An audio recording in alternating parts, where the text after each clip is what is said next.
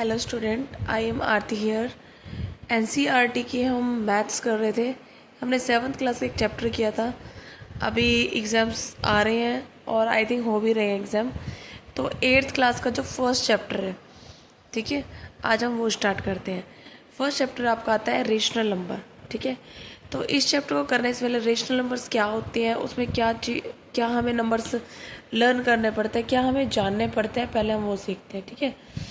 तो हमारे पास नंबर्स के ना ग्रुप होते हैं काफ़ी सारे। तो उनके कुछ नाम होते हैं, जैसे घर वाले हमारे कोई नाम रखते हैं, एज इट इज़ जो है नंबर्स के भी हमने नाम लिखे हैं।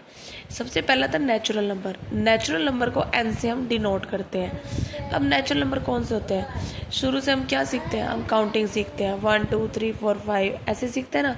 तो वो क्या है? वो हमारे नेचुरल नंबर आते हैं, ठीक है। नेचुरल नंबर जो सारे नंबर है 1 से शुरू हो जाते हैं और एंड तक जितनी भी काउंटिंग होती है वो नेचुरल नंबर होते हैं। फिर आते हैं होल नंबर। होल नंबर में ओ दिया हुआ है।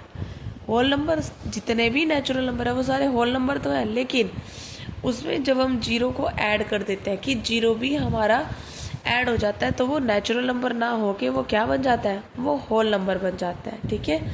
ये डिफरेंस आपको समझना होगा, ठीक है। जिसमें जीरो आता है वो होल नंबर, और एक ट्रिक है याद करें कि होल में जीरो आता है, ठीक है, ओ आता है तो ओ मतलब जीरो होता है वो, ठीक है। उसके बाद आता है हमारा इंटीजर्स। इंटीजर्स को आई से डिनोट करते हैं, ठीक है। और इंटीजर्स क्या होते हैं? देखो, नेचुरल नंबर तो सारी काउंटिंग आ गई, होल नंबर में जीरो से आगे आगे तक सारी काउंटिंग आ गई।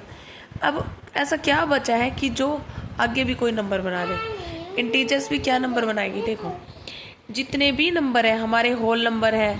अब होल नंबर अगर मैंने बोल दिया तो इट मीन्स कि वो नेचुरल नंबर भी है, ठीक है।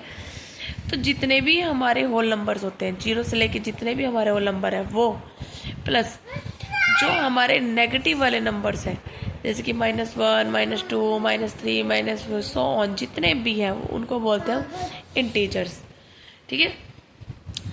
फर्स्ट हमारा natural, second one is our whole number, third is the integers, fourth आता है हमारा बहुत इंपॉर्टेंट रेशनल नंबर, जो इस चैप्टर का नेम भी होता है हमारा, ठीक है।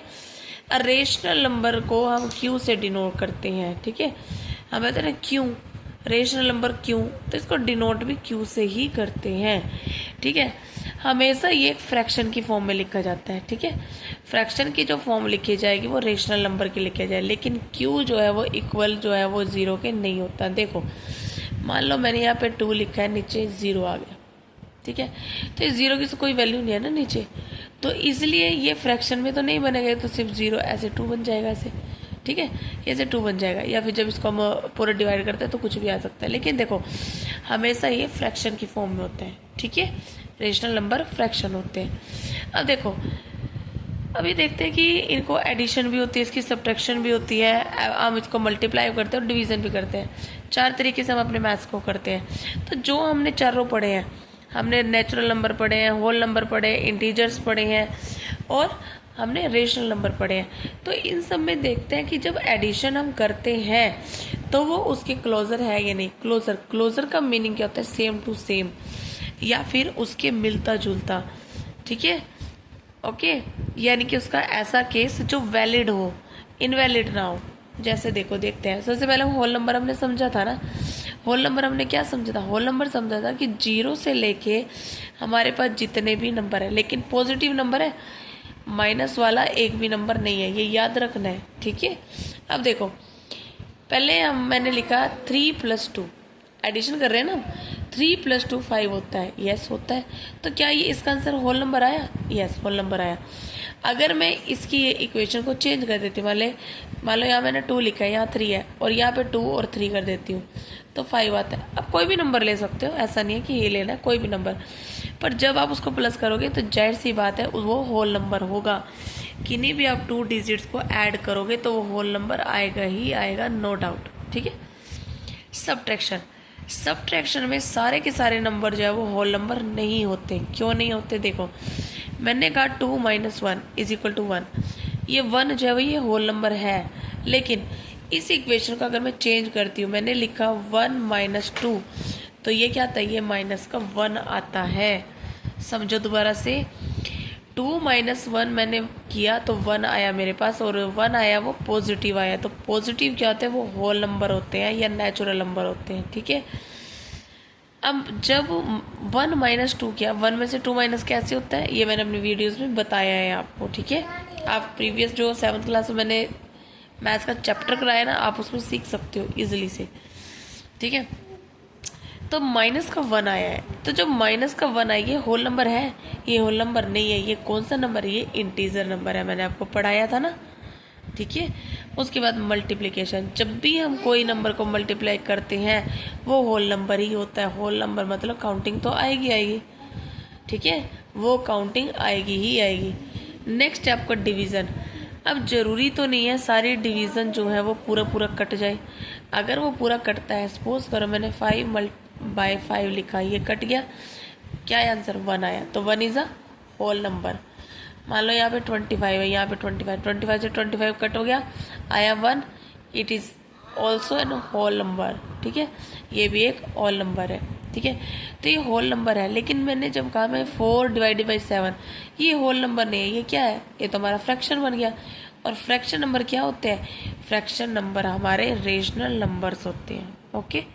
कम to the next point in the integers. Integers क्या होता है, मैंने क्या बताया था, जितने भी हमारे प्लस वाले और जितने भी हमारे माइनस वाले जितने भी होते हैं वो सारे के सारे क्या होते हैं, सारे के सारे जो है वो इंटीजर्स होते हैं।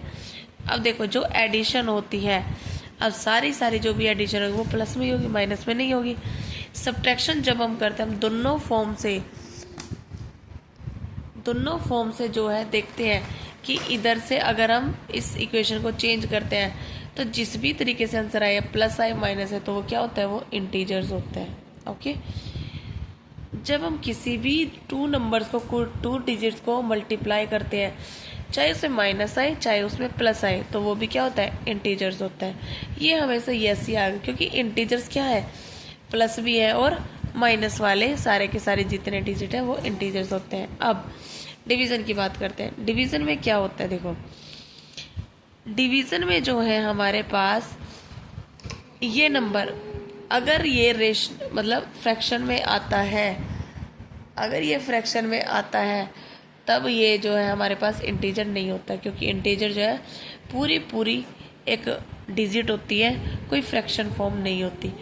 हाँ, वो प्लस और माइनस जरूर होती है, लेकिन वो फ्रैक्शन फॉर्म में नहीं होती। Come to the next point, the rational number. Rational number मतलब कि फ्रैक्शन, ओके। रेशनल नंबर का मतलब होता है फ्रैक्शन। फ्रैक्शन में आप प्लस करोगे तो भी फ्रैक्शन आएगा, तो वो यस हो जाएगा। फ्रैक्शन में अगर हम माइनस करेंगे, चाहे वो माइनस का भी आए, तब भी वो यस होगा। फ्रैक्शन में अगर हम मल्टीप्लाई करते हैं, ठीक है, तो मल्टीप्लाई करने के बाद भी वो यस आता है। लेकिन यहाँ मैंने नो क्यों लिखा है, यहाँ मैंने नो क्यों लिखा है, यहाँ पे नो मैंने इसलिए लिखा है क्योंकि देखो जब हम किसी चीज़ को डिवाइड करते हैं, ठीक है, जब भी हम किसी चीज़ को डिवाइड करते हैं वो ज़रूरी नहीं है कि वो रेशनल नंबर आए। जैसे मैंने अभी क्या बताया था आपको, 25/5, क्या ये रेशनल नंबर आया है, ये रेशनल नंबर तो नहीं आया है, ये हमारा इंटीजर आया है, ठीक है, या फिर हमारा होल नंबर कह लो, या फिर हमारा नेचुरल नंबर, ये तीनों है। ये नेचुरल नंबर भी है, होल नंबर भी है, और ये हमारा इंटीजर्स भी है। लेकिन ये रेशनल नंबर नहीं है क्योंकि ये हमारा फ्रैक्शन फॉर्म में नहीं आता, ठीक है। नेक्स्ट आपके पास आता है इसमें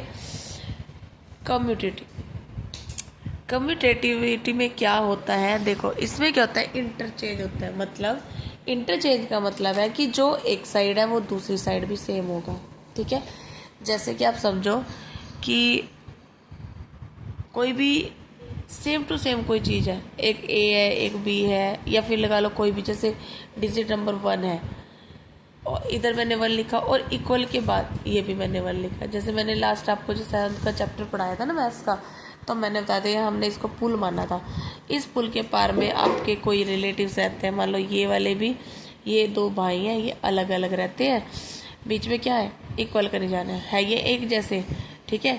तो ये क्या हो गया, ये कम्युनिटी में रहते हैं, एक समुदाय में रहते हैं, इकट्ठे रहते हैं, ठीक है।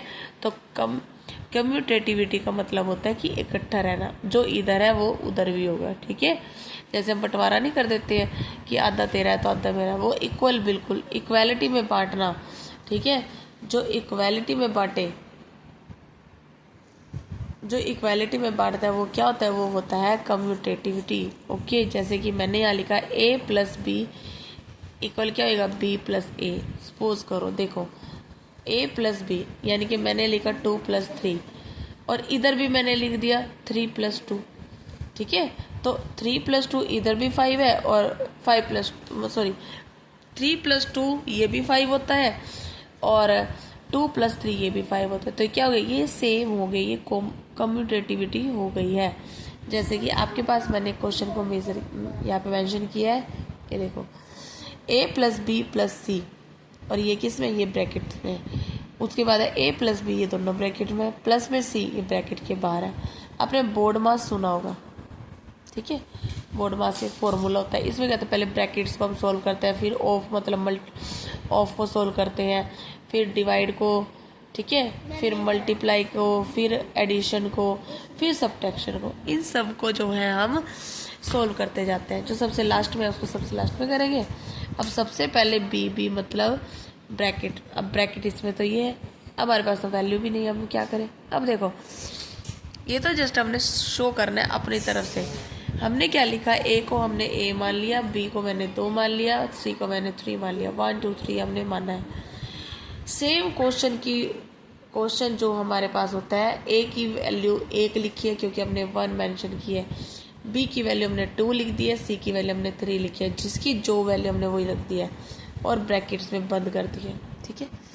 ब्रैकेट्स में बंद करने के बाद ये दोनों, पहले हम ब्रैकेट्स को सोल्व करते हैं। देखो इधर 5 आया है और इधर 3 आया है, ठीक है। इधर +1 है और इधर +3 है, तो दोनों को जब हमने कैलकुलेट किया अलग अलग जगह पे, तो ये 6 है और ये भी 6 है। इट मीन्स ये क्या है, कम्यूटेटिविटी है, ठीक है। फर्स्ट चैप्टर के आपके रेशनल नंबर के बारे में जो आपको इन्फॉर्मेशन पहले ज़रूरी चाहिए थी वो मैंने आपको बता दी है, ठीक है। आई होप ये आपको समझ आएगा और ये इन्फॉर्मेशन आपको इन्फॉर्मेटिव लगी होगी, ठीक है। Okay, thank you.